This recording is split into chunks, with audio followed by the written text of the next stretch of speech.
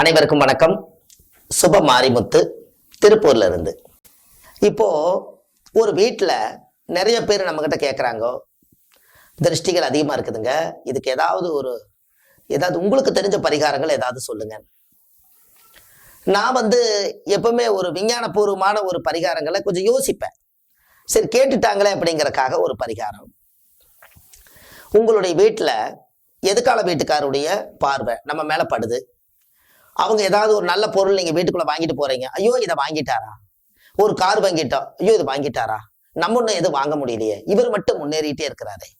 இது திடீர்னு கல்யாணம் நடக்குது, இவர் சீர் சம்பந்தம் எல்லாம் பண்ணுறாங்க, இவங்க சாதிசனம் எல்லாம் வராங்க, இத்தனை பேர் இவங்க வீட்டுக்கே வர்றாங்களே, நம்மளுக்கு ஒண்ணுமே நடக்க மாட்டேதுன்னா அவங்களுடைய ஊழ்வனை கர்மா வச்சுதான் நம்ம வாழ முடியும்.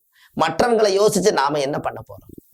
அப்போ அவங்களுடைய குறுகுறுன்னு பார்க்கக்கூடிய அந்த பார்வை அந்த வீட்டுல விழுகிறதுனால அவங்க வீட்லயும் அந்த தீய சக்திகள் அதிகமா இருக்கு. இதை எப்படி வெளியேற்ற முடியும்? ரொம்ப கஷ்டம். அதாவது கல்லடி பட்டாலும் படலாம், மனுஷனோட கண்ணடி படக்கூடாதுன்னு சொல்லுவாங்க. அந்த காலத்துல எல்லாத்துக்கும் ஒரு பழமொழி வச்சிருக்காங்க பாருங்க. கல்லடி பட்டாலும் அது காயமா இருந்தாலும் குணப்படுத்திடலாம், ஆனா கண்ணடி பட்டா அந்த பொருளே உடஞ்சிருமா. அவ்வளவு பெரிய பவர் மனிதருக்கு மட்டும் அந்த சக்தி உண்டு. வான சாஸ்திரத்துல நட்சத்திரங்கள் பல்லாயிரம் கோடி மைலுக்கு மேல இருக்கக்கூடிய நட்சத்திரம். இங்கிருந்து நீங்க மட்ட மாடியில மலாக்கா படுத்தீங்கன்னா பல்லாயிரம் கோடி மைலுக்கு மேல இருக்கக்கூடிய நட்சத்திரம் என்றதை இந்த கண்ணு பாக்குது. அப்ப இந்த கண்ணுக்கு எவ்வளவு பெரிய தூரத்தினுடைய பார்வை இருக்குன்னு பாரு. அதனால இது உண்மையான கண் திருஷ்டி இருக்கிறவங்க, உங்களுக்கு உண்மையாலுமே வீட்டுல என்ன பண்றதுன்னே தெரியல, இந்த திருஷ்டி என்னால போக்கடிக்கவே முடியலைங்க, நானும் வேல்ல போய் சூலாயுதமெல்லாம் எலுமிச்சம்பழத்துல குத்தி பார்த்துட்டேன், ஒன்னும் நடக்கலைங்கன்னா ரைட்டு, என்ன பண்ணலாம்? சிவப்பு கொய்யாப்பழம் கிடைக்குதான்னு பாருங்க. அறுத்தா சிவப்பா இருக்கும். அந்த சிவப்பு கொய்யாப்பழத்தை அறுத்து தொடர்ந்து ஒரு 7 நாள் மட்டும் வாசப்படியில அந்த பக்கம் எதுக்கால வீட்டுக்கு தெரியற மாதிரி திருப்பி ஒரு மூடி திருப்பி வை. இப்படி வைங்க. இப்படி வச்சா அவங்க அங்கிருந்து பார்க்கும்போது, என்னடா எலுமிச்சம்பழம் இத்தனை நாளா வச்சுட்டு இருந்தாங்க, இவங்க என்ன ஒரு சிவப்பு கொய்யாப்பழத்தை இவர் வைக்கிறாங்க இவங்க வீட்டுல, இது என்ன ஒரு மந்திரம் தந்திரம் அப்படின்னு இவங்களுக்குள்ள ஒரு பயம் வந்துடும். ஆனா உண்மை என்னன்னா, எலுமிச்சங்கனியும் கனிதான், கொய்யாவும் ஒரு கனிதான். ஒரு எலுமிச்சம்பழத்தை அறுத்து ஒரு குங்குமம், ஏதோ அது குங்குமம்னு ஒரு பேர் சூட்டி அந்த குங்குமத்தை ஒரு ரெட் ஆக்கி நம்ம அதை வச்சு இதோடவே திருஷ்டி போயிரு நாம நினைக்கிறோம். ஆனா இயற்கையாகவே சிவப்பு கொய்யாப்பழத்துக்கு குங்குமம் ஏற்கனவே அதுல இருக்கு. அதுக்கு பேரே சிவப்பு கொய்யா, என்னைக்கும் அழியாதது கொய்யா. அப்ப அந்த கொய்யா மரத்துல இருந்து வரக்கூடிய அந்த கொய்யா பழத்தை 7 நாளைக்கு தொடர்ந்து வச்சீங்கன்னா உங்களோட திருஷ்டி எல்லாமே எதுக்க போயிடும், உங்க வீட்டுக்குள்ள வரவே வராது. உங்களுக்கு அவங்க விடுற திருஷ்டிக அந்த காலத்துல சாபஞ்சத்தையும் கொடுக்கறது, இந்த மாதிரி விஷயங்களுக்கெல்லாம் இந்த வாசப்படியில தான் ஒரு பெரிய ஒரு சக்தி இருக்கு. உங்களுக்கு ஒண்ணு தெரியுமா?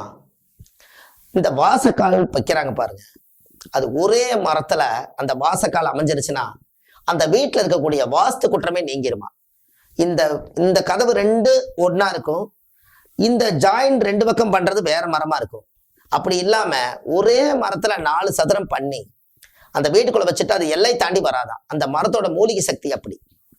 அதனால அந்த நிலவுக்கெல்லாம் மஞ்சள் தேய்ச்சு பொட்டு சந்திரம் எல்லாம் வச்சு சாமி கும்பிட்டு அந்த இடத்துல சிவப்பு கொய்யா பழத்தை நீங்க இப்படி வச்சீங்கன்னா உங்களுடைய வாழ்க்கை எப்படி இருக்குன்னு பாருங்க.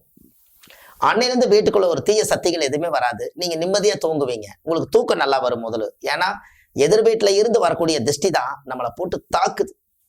அப்ப இதுல இருந்து வெளியில வரணும் அல்லவா? அதுக்கு ஒரே பரிகாரம், ஏதாவது ஒண்ணு சொன்னா அந்த காரியம் நடக்க மாட்டேதுங்க, வாய் விட்டு சொல்லிட்ட ஏமாந்து அந்த காரியம் இன்னே கிடக்குதுங்கிறாங்க. சிவப்பு கொய்யா பழத்தை அறுத்து வச்சுட்டு நீங்க அந்த போற காரியத்துக்கு போங்க, அந்த காரியம் சிறப்பா நடக்கும். இப்படி எல்லாம் எளிய பரிகாரங்கள் உங்களுக்கு நிறைய இந்த பதிவுல இருக்குது. நீங்க அப்படியே பார்த்துக்கிட்டே வாங்க, ஒன்னொன்னு உங்களால முடிஞ்ச அளவுக்கு செஞ்சுக்கிட்டே வாங்க. உங்களுடைய வாழ்க்கையில நீங்க வெற்றியை நோக்கி போய்கிட்டே இருப்பீங்க.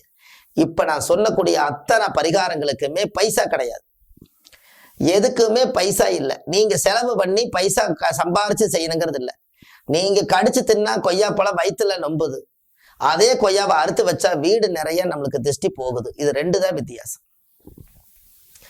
அப்போ இனிமேல் நம்ம கொய்யாப்பழத்தை வாரத்துல 1 நாளாவது சிவப்பு கொய்யாப்பழத்தை அறுத்து வைக்கலாம் இல்லைங்களா? இதெல்லாம் அந்த காலத்துல முன்னோர்கள் இதை செய்து வச்சிருக்காங்க. அது ஏன் வெள்ளை கொய்யாக்காய் இல்லாம சிவப்பு கொய்யாக்காய்?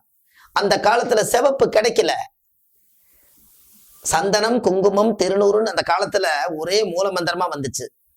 இன்னைக்கு திருநூறு, சந்தன, குங்குமங்கிறது இல்லாத காலத்துல, குங்குமம்ங்கிறது ஒன்ன கண்டுபிடிக்காத காலத்துல செவப்பு கொய்யா பழத்தை அறுத்து வச்சு அன்னைக்கு செவப்பா மாத்திருக்காங்க.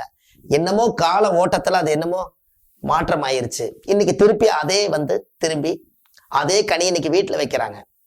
நான் நிறைய பதிவுல சொல்லியிருக்கேன். கண்டிப்பா இந்த பரிகாரத்தை வீட்டுல செய்துட்டு வாங்க. வீட்டுல இருக்கிறத எடுத்து அறுத்து வெளியில வச்சா அன்னையோட பிரச்சனை தீருது. வாழ்க்கையில் நீங்க நல்லா இருப்பீங்க. அடுத்த பதிவில் உங்களை சந்திக்கிறேன். சுப மாரிமுத்து. நன்றி, வணக்கம்.